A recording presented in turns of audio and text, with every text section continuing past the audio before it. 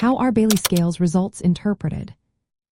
Have you ever wondered how the results from the Bayley Scales of infant and toddler development are understood? This assessment plays a vital role in identifying developmental milestones in young children, especially those suspected of having autism spectrum disorder. Let's break it down. The Bayley Scales provide standardized scores across several important areas: cognitive skills, language abilities, motor skills, social-emotional development, and adaptive behavior.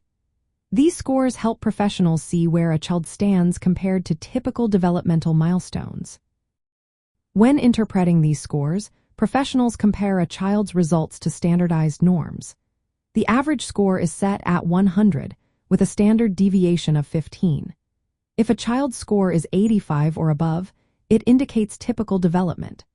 Scores between 70 and 80 suggest mild to moderate developmental delays, while scores below 70 indicate significant delays.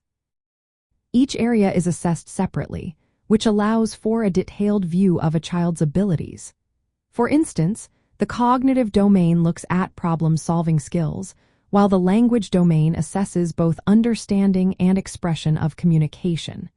The motor domain evaluates both fine and gross motor skills.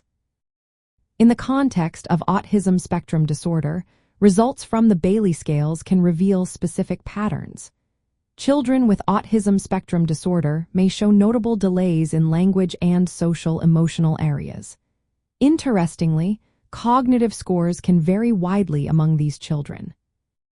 Research indicates that lower scores in cognitive and language areas before the age of 3.5 are linked to poorer outcomes later, such as more severe language difficulties and lower nonverbal intelligence levels. The Bayley Scales also include a checklist specifically for autism spectrum disorder.